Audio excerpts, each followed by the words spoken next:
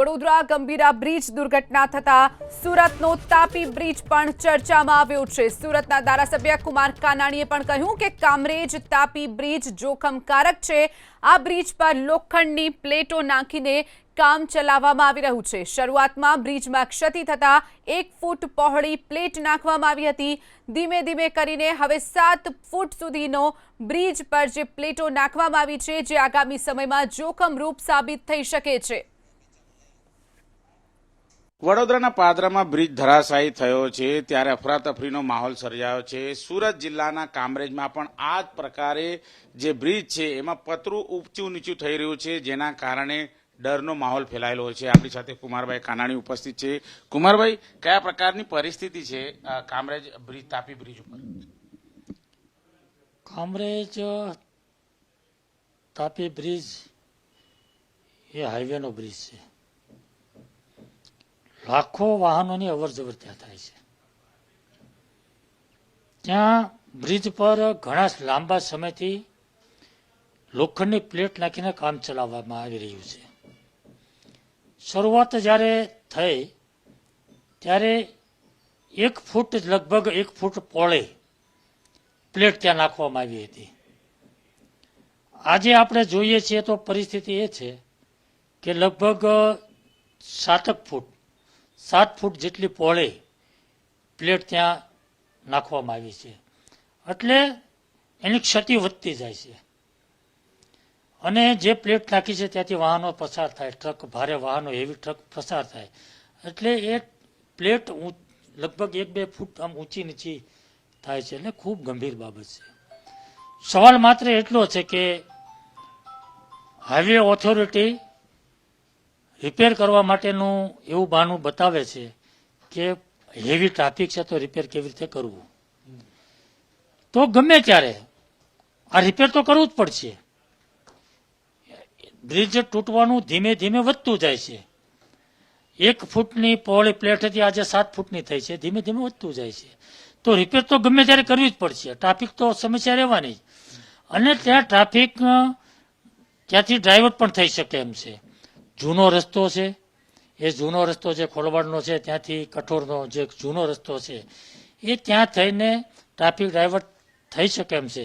થોડા દિવસ માટે મુશ્કેલી જરૂર પડશે, ટ્રાફિકની સમસ્યા થશે, પણ દુર્ઘટના ટાળી શકાય છે, અને એટલા માટે હું એવું માનું છું કે આ બ્રિજ તાત્કાલિક રિપેર થવો જોઈએ। સાહેબ, જે રીતે ઘટના બની રહી છે, અલગ અલગ વડોદરાના પાદરામાં પણ થઈ રહી છે, આ બ્રિજનું કન્સ્ટ્રક્શન થાય છે, કેટલી મોટી બેદરકારી હોય છે કોન્ટ્રાક્ટરોની?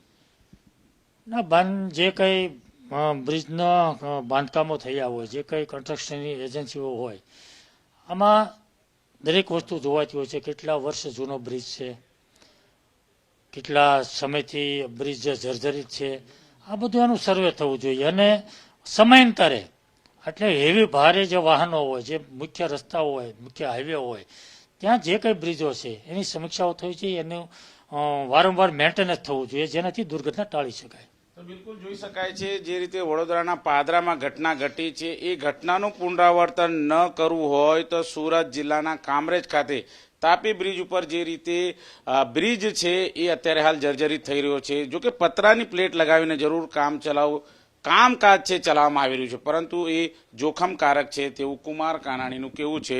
સત્વરે તેનું બ્રિજનું સમારકામ થાય તેવી માંગ છે। કેમેરામેન રાકેશ પાનવાલા સાથે ધનરાજ બાગલે, એબીપી અસ્મિતા, સુરત। અમદાવાદ વડોદરા વચ્ચે જે રીતે ગંભીરા બ્રિજ પર અકસ્માતની ઘટના બની છે, બ્રિજ તૂટી ગયો છે અને જાનહાનિ પણ થઈ છે। ખાસ કરીને હું દ્રશ્યો બતાવવા જઈ રહ્યો છું સુરત જિલ્લાના કામરેજ તાલુકાના તાપી નદી પર બનાવવામાં આવેલા તાપી નદીના ઓવરબ્રિજની। આ ઓવરબ્રિજ પર છેલ્લા 2 વર્ષથી આ જે લોખંડની પ્લેટ છે તે મૂકીને કામ ચલાવવામાં આવી રહ્યું છે। ખાસ કરીને આ બ્રિજ છે તે 1.5 વર્ષ પહેલાં ક્ષતિગ્રસ્ત થયો હતો, અને આ બ્રિજને જોડતા જે 2 સ્પાન છે તે 2 સ્પાનની વચ્ચે જે લોખંડની એંગલો હોય છે તે લોખંડની એંગલો ડેમેજ થતાં કહી શકાય કે આ બ્રિજની ઉપર આ છે તે લોખંડની પ્લેટ તે સમયે મૂકવામાં આવી હતી। ત્યારબાદ 1 વાર, 2 વાર, 3 વાર એમ વારંવાર છે તે આ પ્લેટો બદલવામાં આવી છે। ખાસ કરીને નુકસાન થતું હોય છે, પ્લેટને બેન્ડ થતી હોય છે, વાહનો આ રીતે જે રીતે ખોટકાઈ જતા હોય છે, દ્રશ્યમાં જોઈ શકાય છે કે આજે લક્ઝરી બસ છે તે એકદમ જ આ બ્રિજ પર આવવાના કારણે છે તે અહીં ઊભી રહી ગઈ છે. આ રીતે અકસ્માતની ઘટનાઓ બને છે. ઉપરાંત બ્રિજની નીચે શું થઈ રહ્યું છે તે હાલ દેખાતું નથી. NHAIની ટીમ જે છે તે લોખંડની પ્લેટ મૂકી અને જે ડેમેજ છે તેને ઢાંકવાનો ખાસ કરીને દર વખતે પ્રયાસ કરી રહી છે. હાલ લગભગ 15 દિવસ પહેલાં પણ આ પ્લેટ ચેન્જ કરવામાં આવી. લગભગ 22 લાખ રૂપિયાનો ખર્ચો છે તે NHAI દ્વારા કરવામાં આવ્યો હતો અને આ પ્લેટ છે તે જે નાની પ્લેટ હતી તે બદલીને 11 મીટર લાંબી અને 2 મીટર પહોળી પ્લેટ લોખંડની મૂકવામાં આવી છે. પરંતુ જે પરિસ્થિતિ જોઈ શકાય છે કે વાહનો જ્યારે આ બ્રિજ પરથી પસાર થતા હોય છે ત્યારે આખી પ્લેટ જે છે તે જે રીતે હાલે છે આખી ઊંચી નીચી થાય છે અને વરસાદની અંદર અહીં મસ્ત મોટા ખાડા પણ પડી જાય છે. વારંવાર આ પ્લેટ બદલવાને કારણે કહી શકાય કે ભારે હાલાકીનો સામનો છે તે લોકો કરી રહ્યા છે. જે રીતે આ બ્રિજની અંદર નુકસાન થયું છે, લોકો આ બ્રિજ પરથી જતા પણ ખચકાઈ રહ્યા છે, ડરનો અનુભવ કરી રહ્યા છે. ચિંતા સતાવી રહી છે લોકોને કે ક્યાંક વડોદરા જેવી ઘટના આ બ્રિજ પર ના બની જાય. NHAI દ્વારા માત્ર ને માત્ર લોખંડની પ્લેટ મૂકી અને સંતોષ માનવામાં આવે છે. આ વિસ્તારના ધારાસભ્ય પ્રફુલ પાનસેરિયા અને જે આ વિસ્તારના ધારાસભ્ય છે અને રાજ્યના મંત્રી પણ છે, તેમને અહીં પહોંચતા 1.5 વર્ષ જેટલો સમય લાગ્યો હતો. હાલ 15 દિવસ પહેલાં જ એમણે આ જગ્યાની મુલાકાત પણ લીધી હતી, પરંતુ ત્યારબાદ પણ કોઈ ઠોસ કાર્યવાહી નથી કરવામાં આવી. માત્ર પ્લેટની સાઇઝ વધારી અને મૂકી દેવામાં આવી છે. કેટલા દિવસ સુધી આ પ્લેટ ચાલશે તે હવે તો સમય બતાવશે કે આ પ્લેટ કેટલા દિવસ ચાલવાની છે, કેમ કે અત્યાર સુધીમાં 2 થી 3 વાર છે તે પ્લેટ બદલી નાખવામાં આવી છે અને પરિસ્થિતિ એની જ છે. ખાસ કરીને NHAIના અધિકારીઓ પાસેથી જે માહિતી મળી છે કે બીજો કોઈ વૈકલ્પિક માર્ગ નથી અને આ બ્રિજ રિપેરિંગ કરવા માટે કમસે કમ 40 થી 45 દિવસનો સમય જોઈએ.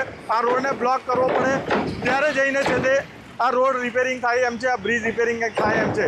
હાલ વૈકલ્પિક રોડ તરીકે એક્સપ્રેસ હાઈવે જે છે તે કીમ 4 રસ્તાથી કહી શકાય કે એના પલસાણા તાલુકાનું એના ગામ છે ત્યાં સુધીનો બનીને તૈયાર છે. જો એ બ્રિજ ચાલુ કરવામાં આવે તો અહીં બ્લોકેજ મળી શકે એમ છે અને જે મોટા તોતિંગ વાહનો છે મુંબઈ તરફ જતા તે ડાયવર્ટ કરી શકાય અને નાના વાહનોને જે છે તે અન્ય જે રસ્તો છે નવી પાર્ટી થઈને જે હજીરા તરફ જાય છે, સુરત સિટીમાં જાય છે ત્યાં ડાયવર્ટ કરી શકાય.